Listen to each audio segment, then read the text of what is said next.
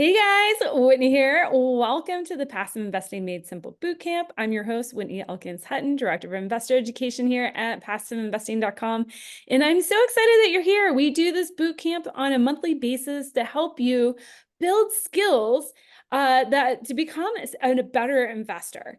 And so a lot of times we focus on the hardcore skills as far as like developing our systems around vetting operators, markets, and deals. Today, we're actually going to develop our skills around goal setting. And so if you were here at the beginning of the year, we did a masterclass with Jay Papasan of The One Thing. And we were super excited to bring Nikki Miller back on, who's also a member of The One Thing. She runs The One Thing podcast, and to help us do a mid-year reset. And so, guys, this is a workshop. We're going to be working through questions, and I'm sure, we'll be asking you guys to answer these questions alongside of us here in the chat. But if you haven't done so, make sure to find your Q&A box, find your chat box. I will be paying attention to that and moderating everything. But first, Nikki, welcome to the show. Tell us a little bit about what you do on a regular basis, because this is not your full-time job, and just how you got started with The One Thing. Well, foremost, thank you for having me. I'm super excited to be here. I've long been a student of The One Thing. I sort of grew up in the world of real estate, which means that I grew up at the company that I started out was Keller Williams, and I met Jay Papasan and Gary Keller, the co-authors of The One Thing, through that, and credit everything to following the principles of The One Thing, and had long been a huge fan. And then I built sort of a new real estate model that I built and sold to another company a few months ago. And in that building process, started to really understand how people sort of mess up The One Thing, or how it gets misinterpreted, and how to use it not only for growth but also for reset, which is really what we're talking about today. And that all started a conversation with Jay a little over about almost I think we just had our 1 year anniversary, so like about a year ago now, where I said, hey, I am understanding this deeper and deeper and deeper as I the individual grow, as the business that I'm building grows, as I meet with other business owners. And I would love to bring some of that to the podcast and to get to talk to people who can really talk real application around this, right? Because I don't know about y'all, but sometimes I have challenge with books that are written with people who are poetic theorizers, right? Prolific in their theories around business and operations. And I have a real challenge when I get on and interview those people, and it becomes very clear which of them have actually done that thing, have actually operated, have actually built, have actually grown, whatever it may be, and those who haven't. And what attracts me to The One Thing is that it's co-authored by the person who founded and built the largest real estate company in the world, and the person who built that alongside of him for the last 25 years. And so they are really true business application and true, not just theory, but tried and true measure on how to grow. And getting to bring that into podcasts and getting to have conversations with business owners like you, like amazing people around the country, has just been the coolest thing ever. Like, can you imagine a more fun job? That's awesome. And yeah, I actually got to hang out on stage with Wendy and Jay last year. And so it's awesome to read the book, put a name and face to the book, but just to, be in a room with them and just see how genuine they are and how hardworking they are. Like, it's amazing. Yeah, I mean, I think so often, again, I read these books. I'm sure all of you, I'm sure this community especially is reading a lot of development books, business books. And they make it sound so easy, right? And you're like, you listen to these things, you're like, yeah, well, that's all great in theory, but what happens when you get a swift punch to the face in business or in life or whatever it is? And one of the things that I love about The One Thing, specifically what we're going to talk about today, and that I love about Gary and Jay specifically, is that they live this stuff and they really talk practical application. And they really teach the listeners, teach us and in our events and through our training what to do when everything's going sideways, right? My bet is a lot of people who are listening to this conversation right now are probably having a year that went different than they thought it was going to go already, right? Like we're already having a year that that has brought about its unique challenges, as we do every single year. On January 1, when we're starting out with all of these big goals that we have, like everything is sunny and we're excited and we got energy. And then we get to around this mark, around July, and life has happened, right? And unexpected things have come up or whatever it may be. And so the challenge becomes, how do we show up and what do we do when that invariably and inevitably happens? And what are we going to do about it? I love it. I love it. Yeah. And we all have those stories. For me, that Oh, was my last half of my year last year was I remember talking to you about that. it was riddled with those challenges. Well, let's kick it off. So let's talk a little bit about the difference between the principles of the one thing, which is largely asking that centering question is what is the one thing that you can do that will make everything else easier or necessary? Right. Which I just completely took a 250-page book and just pulled it down to one sentence. How does that differ from a mid-year goal setting review?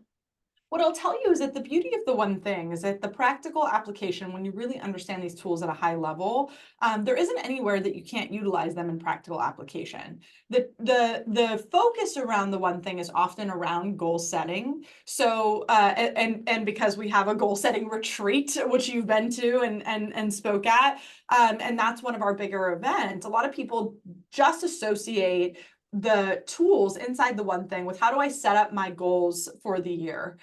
That said, what do you do again when the year goes sideways or when the latter half of the year goes sideways or when you need to reset? And the whole purpose of these great models is that you can use them and you can bend them to fit when you need them and where you need them. So what I want everyone to think about is we're not actually talking about anything necessarily different today. What we're talking about is a different timeline, and we're going to ask a little bit of different questions than we might ask when we were setting the goals for the year. We're going to ask a set of different questions that are going to set us up through the latter half of the year, right? The goal of today is to say, where have we been? What have we done so far based off where we wanted to be? Are we on track? Are we off track? And what do we need to do about it? Quite simply, because the challenge is most people don't give themselves space to reset at any point, right? If we feel like we're off track, we'll just sort of get off track and we'll feel bad about it and we'll wait to fresh start it or whatever it might be. That's a behavioral pattern for most people. And yet, I would say, you still got 6 months left in this year. You had a lot of time. You had a lot of time to make up the gap or to change or to say, this is no longer my focus or this is no longer important based off what's happened in the year or the economy or my business or whatever it may be. And I have to change my focus, and that's okay. What we still want to do is have a plan and do it with intention. And that's really the big focus of the one thing, is behaving in a way that is intentional toward where you want to be. And the only way to do that is to make a decision about where you want to be, right? And it's okay for that to change, but most of us just don't give ourselves the time or the space to do that anywhere other than at the end of the year when we're setting goals for the beginning of the year, right? That's a common time and place to do it. Most people don't think about doing that when they're halfway through the year. Well, let's transition a little bit. I mean, I have several other questions for you, but let's transition a little bit and talk through what those questions are. And since we have another 50 minutes carved out, I would invite people that are attending here live. If you're listening to this later, work these questions alongside us. Let's workshop this. Yeah. So what would be some of those first questions that we should ask ourselves? Well, where I'm going to start is I'm going to remind you all, Chris, my co-host on the podcast, and I just did a podcast around this, where we talked about my favorite. Him and I differ a little bit because my favorite time to talk about goals and talk about plans is actually this time of year. And here's why. Much like probably everybody on this call, people who tend to live big lives, i.e. people who build big visions for their finances or for freedom, for their business or whatever it may be, they tend to be visionaries, which means that we're extremely optimistic. We tend to be way on the optimism scale. That's the only type of person who looks up and says, hell, I see the world as it is and I'm going to change it, right? and I'm going to go out and build my own destiny. My bet is that that's everybody on this call, right? And so I fit into that category. And so when I'm at the end of the year looking at my following year, I am so optimistic. I am overly optimistic almost always, even being an experienced practitioner of this, of what I am able to accomplish in a 1 year time frame. And I'm also usually overly optimistic about what could potentially get in the way, right? And so I actually prefer this moment in time and this exercise to goal setting, because we tend to be far more realistic at this time. And it gives us, again, a chance to reset and a chance to build a new plan. So the first thing that I would do is I would say, okay, well, the natural first place to start is like, what did I set out to achieve, right? I have to ask myself, like, what did I set out to achieve this year? And I'm going to, by the way, give some overly simplistic examples today so that everybody can digest this. I realize this isn't everyone else's example, but I'm going to give some very simplistic examples today so everyone is able to give some practical application in their own life.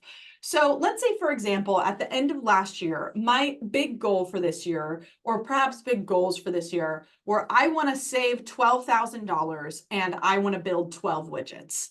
That was my two big goals that I wanted to set out for. So the first place I'm going to start is, okay, I'm 6 months down, right? I've spent 6 months in this year. How do I look based off where I should be? Presumably, you would want to have built 6 widgets and saved $6,000, right? If we're just saying that we're that we were achieving regularly. And now, if you had something you couldn't achieve until the end of the year or something like that, that's different, right? This will still apply, but you'll want to look at it a little differently. But ultimately, I can ask myself, am I halfway to where I should be? And I'll tell you that in my life, there has almost never been a time where the answer is, yeah, I'm exactly on track, right? Almost never. And when that does happen, I'm like, well, maybe I should have thought bigger. Maybe I should have built a bigger goal, right? So I'm going to ask myself, am I on track? Am I off track? And then ultimately, I'm going to ask myself, does it still matter? Right? The most important question is, does it still matter based off what's happening in the world, based off what's happening in my business, based off what's happening in my finances or with my family or whatever it might be? Does it still matter? Right? And then if it still matters, then I'm going to say, okay, the goal hasn't changed. And then I'm going to do a little bit more reflection. And I'm going to ask myself, okay, why do I think I'm off track? What is the reason that I'm off track? Is it that I didn't protect my time blocks? Is it that I didn't create any time blocks? Is it that I got distracted by this? Is that I'm not prioritizing my days? Is that I didn't actually build out a time to review this? What is it that's actually taking me off track? And then I'm going to narrow that down. And a lot of people intuitively want to just jump right to solution, right? So they'll say, if this is still the goal, for example, then I'm just going to jump into, okay, well, here's how I bridge the gap and here's what I'm going to do. But here's the challenge with that. If you don't assess what got you off track, you're just going to continue to get off track. If you don't assess the reason that you are not on track up until this point, then you're just going to predicate the same behavior most likely. So we want to assess, like, what is it that's getting in the way, right? And what can I do about it? Is there anything I can do about it, right? Am I doomed to fail this? Or can I actually behave differently? And I'll give you a great example. Let's say, I'll go back to my widget example, and everybody has an example like this in real life in their business. So for example, if I wanted to build 12 widgets and I'm not halfway through, right? And let's say I've only built 4. And the reason I've only built 4 is because the thing I use to manufacture said widgets exploded, right? And I'm like, okay, I don't have the thing that makes said widgets. So now my next most natural question is going to be, what am I going to do about it? Am I doomed to fail? Like, do I just give up on the goal? Probably not in this group. So then my next most natural question is going to be, okay, what can I do about it? Can I hire somebody to outsource it? Do I fix the machine?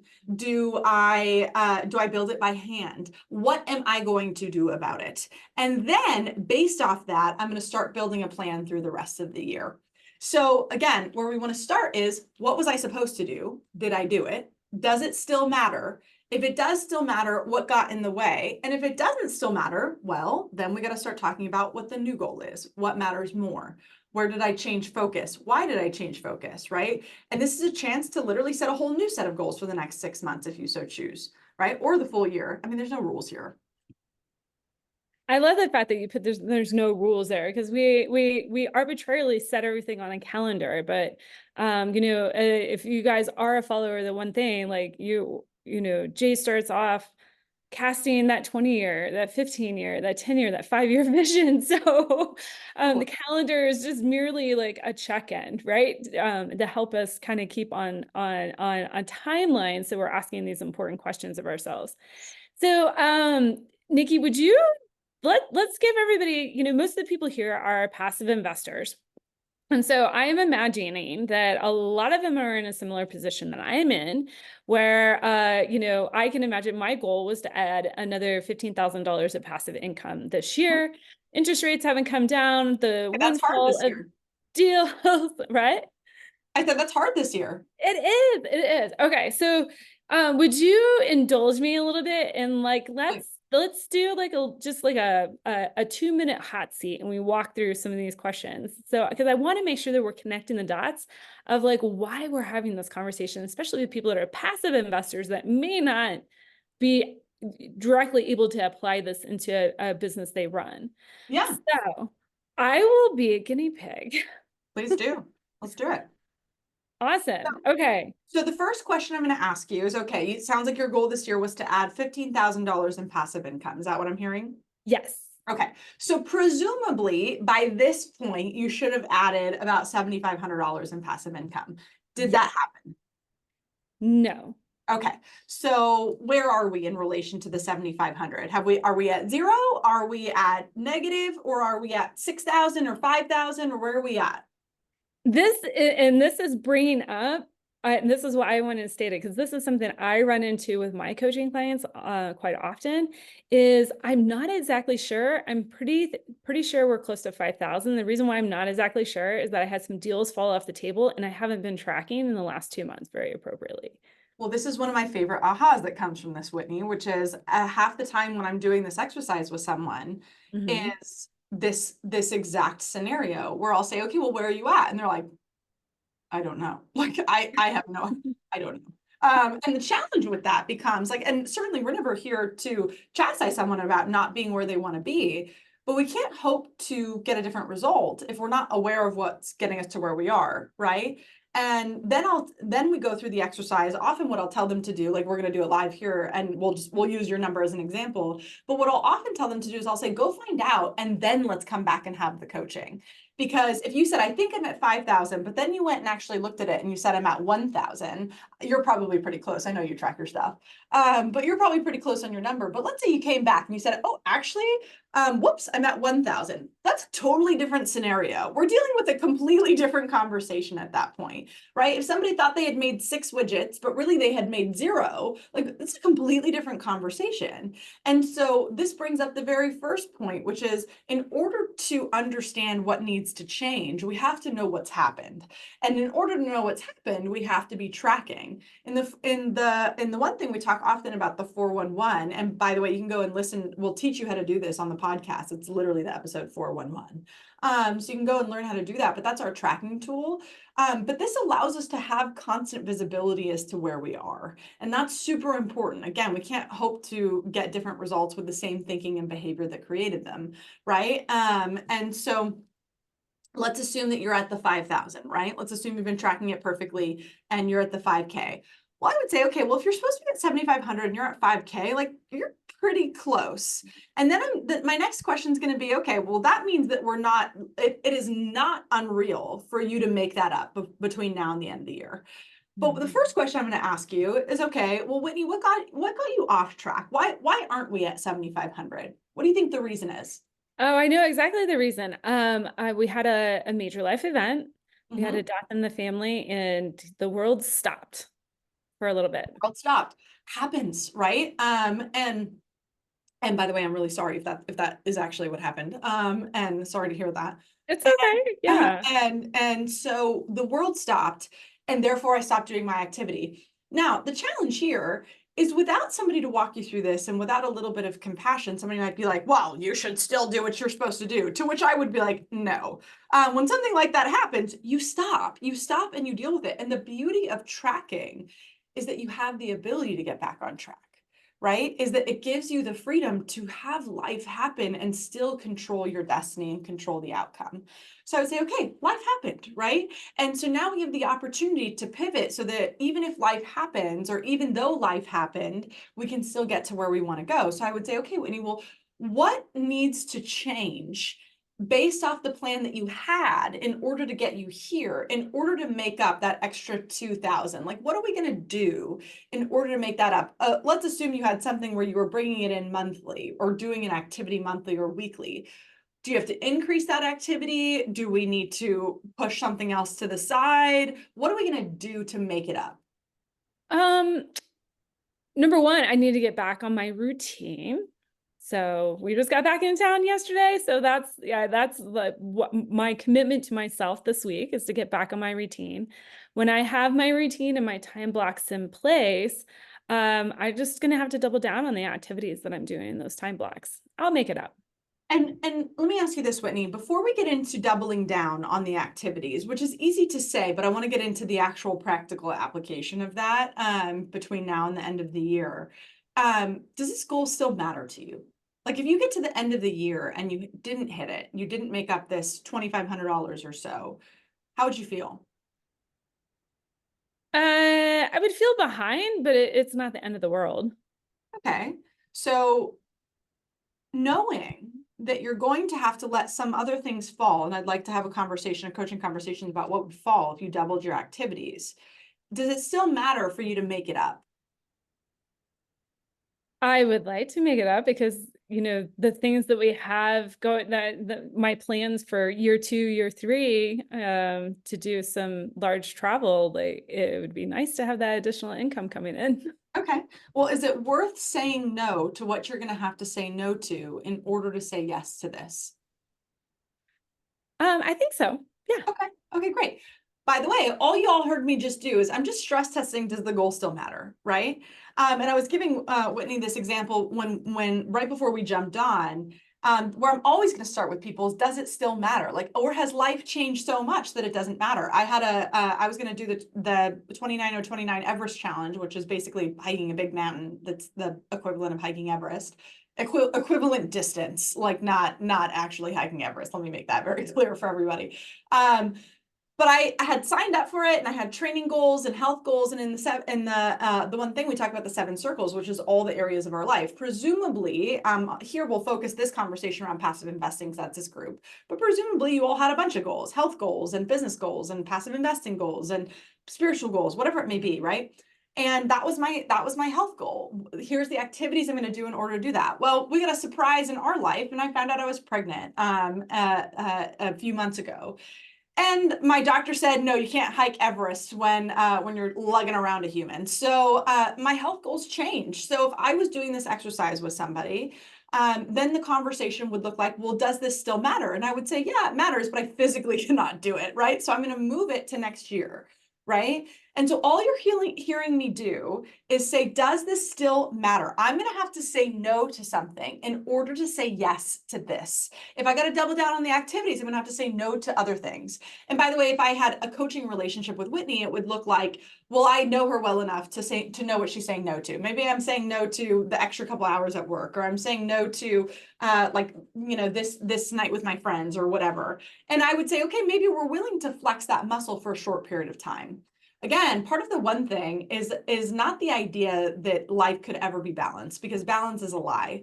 The idea is that the question of whether we go short or whether we go long. In other words, do we go out of balance for a short period of time or a long period of time? And then the question is to do it with intention. Are we doing it intentionally? And so if I was coaching Whitney here, I might say, okay, well, as long as we're doing it with intention, that's all you all heard me trying to figure out, is, are we doing this out of balance, period, with intention? So then my next question to you would be, Whitney, okay, well, you said double down on the activities, but you don't have to double down on the activities if you're actually looking to only make up $2,500, right? Because you're not trying to double the goal that you had. So what I'm guessing is that you don't actually need to double down. What you need to do is add a little bit. And my bet is you know exactly how many people you need to talk to, or businesses you need to look at, or whatever, properties you need to underwrite, whatever it may be, right? Whatever everybody is doing to generate their passive income. So then I would say, okay, well, it's easy to be flippant with ourselves and say, well, I'll just double down. But we might not need to. So we actually want to build a plan with the same intention that we built our plan for the year. So I'm going to say, okay, well, Whitney, what does that actually look like? What is the activity that you would have to actually do to make that number up? Well, a couple of different activities because we do things actively and passively. And Awesome. so, on the passive side of things is continuing to review deals, um, you know, uh, uh, monitor and track the income that's coming in. Do I need to add to certain investments? Mhm. Um, and on the active side of things, we have, some property that we want to buy. And now is the time to look at those deals because Yep. there's plentiful. It's pretty plentiful right now. So I would say, when you talk about, do I have to double down go out of balance for short term or long term? I see this being pretty short term, like through the maybe end of September. So for the Okay. next like 2.5 months, like this is going to be a good time for me to push to really focus on both of those activities. Whitney's making it easy on me because she's a student of what we do. But my next question would have been, okay, well, to go short or to go long, what does that actually mean? Because in the scheme of big results, what's short to me might not feel short to somebody else, and what's long to me might not feel long to somebody else. So she already said, in the scheme of things, for me, it's not going to be that long. I really only have to go short until September or so. And then I would say, okay, great. What's the one thing, Whitney, you can do such that by doing it is going to bridge this gap between now and September? Holding my morning time block. Holding your morning time block. And what has been getting in the way of you holding your morning time block other than the life event? It's so beautiful here in Colorado. I get up and I probably go for my runs a little bit longer than I should. And then my next most natural question is going to be, do you have to say no to that in order to say yes to this? Could you do both? I could get up earlier. You could get up earlier. So what you're hearing me get back to is it's often not the domino that we think of that actually knocks down all the other dominoes. This is super common that someone will say, well, I got to hold my time block. And I'll say, okay, well, what's preventing you from it? Winnie's example is like, it's gorgeous here. I want to go out and I want to be outside. Totally understand that. Well, is that what's actually getting in the way? And then I'm going to get back to, okay, well, it sounds like what's actually getting in the way is that I got to get up a little bit earlier. If I want to be able to do both, if both are important to me, then I got to get up a little bit earlier. But my bet is, Whitney, that the issue isn't necessarily you getting up earlier. What's in the way of you getting up earlier? Oh my goodness. I have to go to bed earlier. Got to go to bed earlier, right? And what's been getting in the way of you going to bed earlier? I started watching a new TV show with my husband. So what's the one thing you can do at night such that by doing it will get you into bed at what time do you need to get into bed in order to wake up? I hope he doesn't listen to this episode because he's gonna be so upset. We would I'm gonna get like a hate message on Instagram from your husband who's like, don't say that. So it's our special show. that's you want to talk about, because part of it boils down to values, and one of his values is leisure. And what's important for him in that leisure category is that we connect over an activity that he really appreciates. And so we found this TV show that we both really love watching. So I love that. yeah, so we would need to probably either watch that earlier or like, a couple of nights a week, maybe set that aside and do a different activity that would allow us to go to bed earlier. So what you're all hearing me work backwards from is that often the activity that we need to do that's going to predicate the change has nothing to do with the change. Like where I would eventually get Whitney is that what it sounds like is the one thing that you can do such that by doing it, in order for you to get back on track, is have a conversation with your husband about which nights you're going to watch the TV show and which nights you're going to go to bed by X time, right? Like that's it, because you don't necessarily need to do this behavior every single day. What you likely need to do is have bucketed days where you're doing these things, right? And so it's funny because a lot of people, when we work them through this, what you think is, well, I'm just going to do this, or I'm going to double down, or I'm just going to follow my time block, or I'm going to work extra. That almost never works, right? Almost never. And there is usually a better way to do it, a more intentional way for you to do it. But the first answer that comes to mind is usually not the thing that actually needs to change. So part of the goal of this mid-year reset is we start working people backwards into like, well, what actually is taking me off track? Like what actually is getting in the way? And then I would look up and I would say, well, I don't want to lose this time. Like I just heard you say, like, this is his value and this is how we spend time together. To which I would say, don't stop. Please don't stop. But how can we do it with more intention wherein you can do both, right? And that's the purpose of this mid-year reset. 99% of the time when I'm actually actively working through this exercise with someone like I am with you, what we think is taking us off track is usually not the thing that's taking us off track, right? The thing that we will blame is usually not the thing that's actually happening, right? And the thing that will get us back on track is almost never our first thought either. No, that was I had not pieced any of that together. So Well, we just don't give our, it's, first of all, it's hard to do it by yourself. It usually takes somebody asking you questions. And secondly, we just typically don't give ourselves the time or space to do that, right? And again, what I don't want to have happen ever when someone's working through this is we never want to villainize the things that bring us joy, right? Like I when I do this, I'm cautious when I work through it to say how can we and what's important. Because if somebody says to me, this is our special time together, I'm not gonna be like, well, cut that guy out, cut the guy and the show out, like forget them, get back on track with your goals. Like, no, the purpose of all of this is that we can, what I tell people often, the most misunderstood piece of the one thing is that people often think, well, it just means one thing at a time. And what I tell everyone is that it's one thing at a time, right? And you can have everything you want, you just can't have it all at once. And so it's about doing things with intention so we can still do these things that are important to us, so we can still uphold our values in these other places, so we can complete all the 7 circles we talked about in the one thing. And yet some places need to move around or change, or we need to have conversations around them to ensure that we're still getting to where we want to go if the goal still matters. I love it. I love it. Are there other questions? Like we kind of worked backwards from here. We figured out what's getting in the way. Like, are there other questions in the mid-year review that we need to dive into? Sure. So what I would be looking at is, again, I'm going to walk you through sort of the framework for this, which is what was I supposed to do? What was the goal, right? And then the question is, does it still matter? Is that still the goal? Well, first off, where am I in relation to it? And then does it still matter? Right? Is that still what I want to do? And then depending upon what the answer to that question is, it's going to lead you to down 2 different paths. If the answer is no, that doesn't still matter, like that's not the goal anymore, well, then we're just going to build a new plan. Then you're just going to behave as if it was the end of the year and you're building an entirely new plan. And again, the trick of these models is that you can use them for any time period and for any time in your life. Like again, there's no rules here. I've built GPSs and 411s. I built GPSs, which are usually one year business plans. I've built them for 3 months or a month if I needed to, right? If I needed to sort through something that was high priority. I've done 411s for just a day at a time if I needed to. It just depends on what it is that you're trying to do. So if the goal has changed, then you're going to build out a new plan for the next 6 months, right? What is the new goal? What are my new priorities? What needs to change? And then if the goal is the same, right? If the goal hasn't changed, if you still get to where you want to go, if you still want to get to where you said you wanted to go, well, then again, you're going to go through some of the questions that I just asked Whitney, right? Well, what took me off track in the first place? And then you're going to really stress test that. Is what I'm saying the thing that actually took me off track? Because what we heard is it would have been easy for Whitney to stop at, well, I had a big life event, right? Most of us would be able to say that and say like, sure, I had a big life event. But then if we really work backwards into, okay, yes, you had a big life event, and that may have been the thing that took me off track.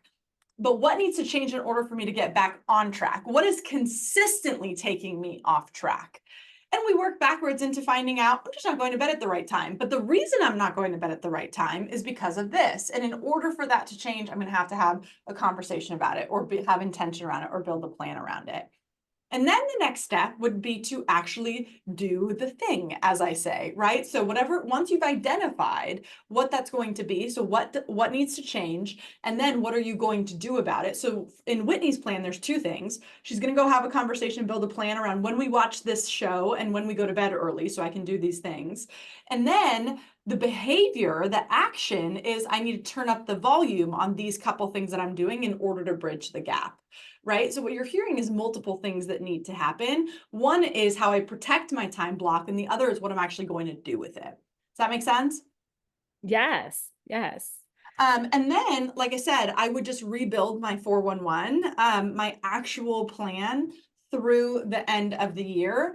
And for example, if you're someone who hasn't been tracking, therefore you don't know where you are, well, then I would build that into your plan. Sometimes the conversation is what took me off track the most is that I never knew if I was on track, right? Like I just never tracked anything.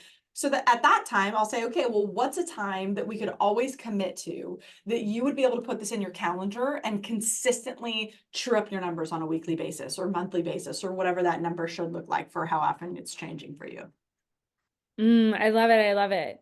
Can you share some success stories of other individuals who've implemented a mid-year review, like in a kind of a passive investment setting? Yeah, I mean, we have, this is a huge focus for so many of the people that we coach in the one thing, because we have a lot of business owners, a lot of entrepreneurs, a lot of people who have huge goals around their financial freedom, right?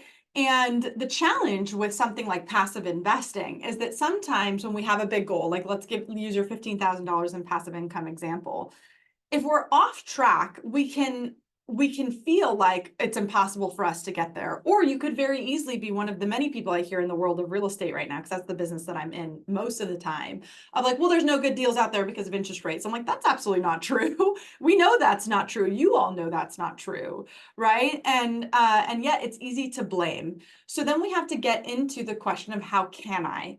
And we have countless examples. One of the one that's top of mind is actually one of the young ladies that works inside the one thing. And she had a big goal of buying and renovating and building out her Airbnb. And as we were approaching through the year, it was becoming more apparent that finding a deal was going to be challenging. Not impossible, it never is, but it was going to be more challenging. To which it would have been easy for her to say, well, I guess that I just won't hit this big goal that I had this year. So then we just did this exercise, and the question was, well, how could you? What would need to change? By the way, there, again, no rules. Like you could always say, I'm not willing to do what I need to do, but let's just stay in this world of possibility for a second and say, what would need to happen? Well, I would need to look at more deals. Okay, how many more deals do you think? X many more deals. Great. Well, where would you find those? How would you go about that? What type of effort would that look like?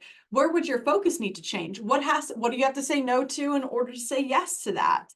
Right? And it wasn't a dissimilar summation from what you found, Whitney, which was, hey, I got to stop doing a couple of these other things for a short period of time so that I can make sure that I hit this goal, which was really important to me. And she got that property, got it fully renovated, and literally we're halfway through the year. So at the end of the first quarter, there was already a behavior that was indicating she may have let the year decide for her. I'm just not going to hit this goal this year. Inside the one thing, we're like, no. We're going to hit this goal. And what needs to change in order for you to be able to do that, right? And again, the beauty of doing this exercise is that you can always say no to the change.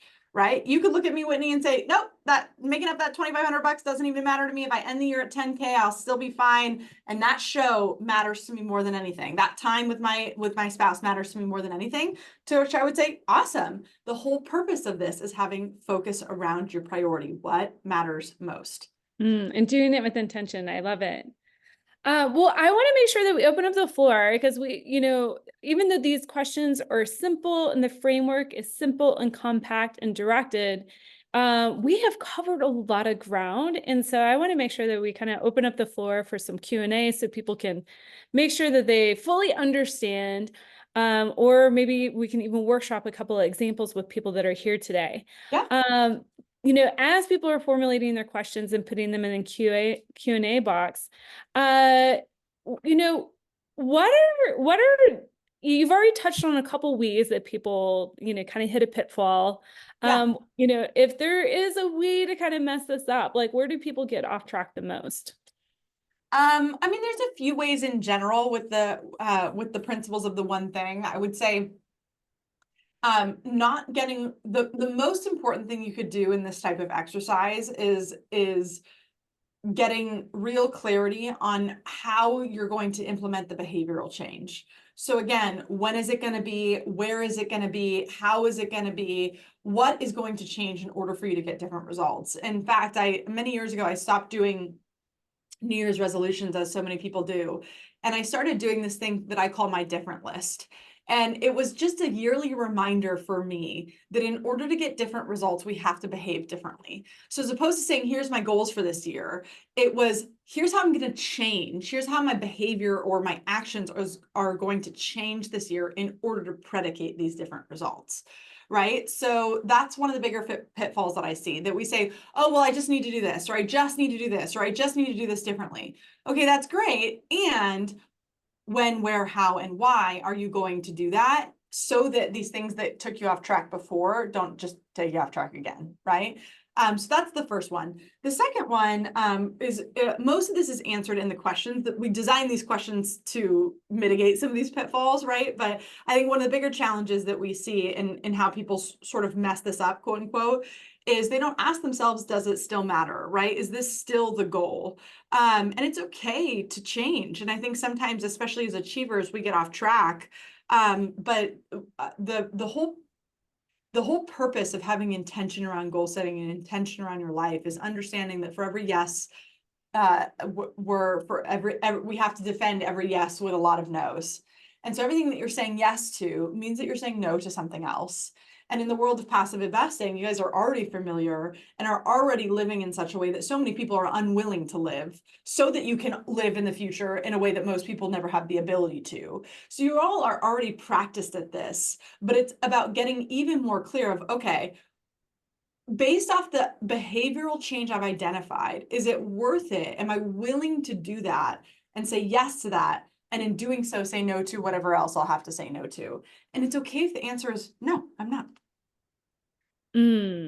Well, thank you so much for sharing that. Well, guys, if you have questions, this is the time to ask them. Go to the Q&A box, go to the chat box. We'd love to know. We'd love to be able to help you kind of dial in these questions, be able to apply them. First of all, I just want to ask everybody, did you find this helpful? As you're working through your goals for the year, your passive investing goals, maybe even business goals, you go to the chat box, go to the Q&A box, and just let us know if this was helpful, if this was useful material. I know for me, I found it, I always find it very fascinating. I just did a little bit of a mid-year reset for myself when we were driving, because we had a lot of driving to do, unfortunately, with this event. And so I took the time and sat there and worked through a lot of these questions. I did hit a pitfall though, Nikki, is that I got so far into the questions and all of a sudden I started doing, like, what are all those things that I could do, as opposed to like getting, really sitting there and thinking like, oh, what is the one thing that's actually kind of getting in the way here?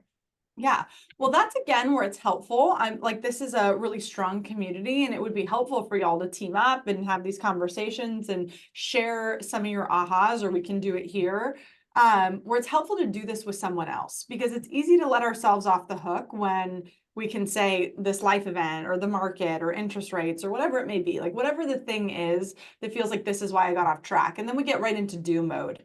But the challenge is if we don't really stress test if that's the right thing to do, if that's the one thing we can do such that by doing it makes everything else easier or unnecessary, well, then we might be working harder and doing more and taking on more without actually getting to the result that we want to get to. Well, Nikki, it doesn't appear that we have any questions coming in, so it means we probably tackled everybody's questions here already. I don't believe that. I think we got some people that are that are maybe still a little tired from the holiday week. But Nikki, I just want to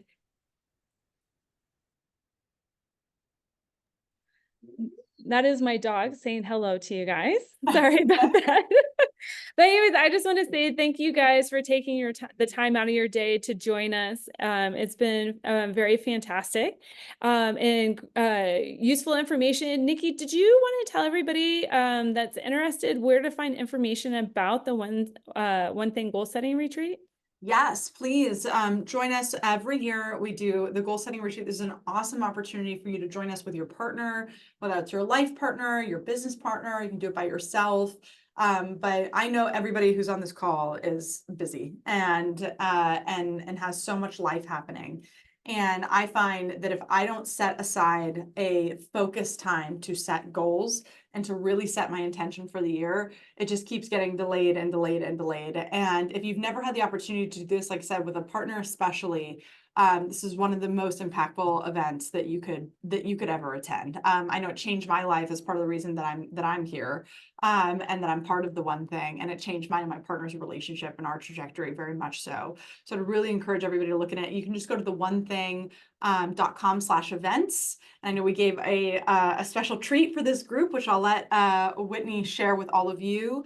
But you can go to the one thing .com, the number one thing.com/events and grab your ticket.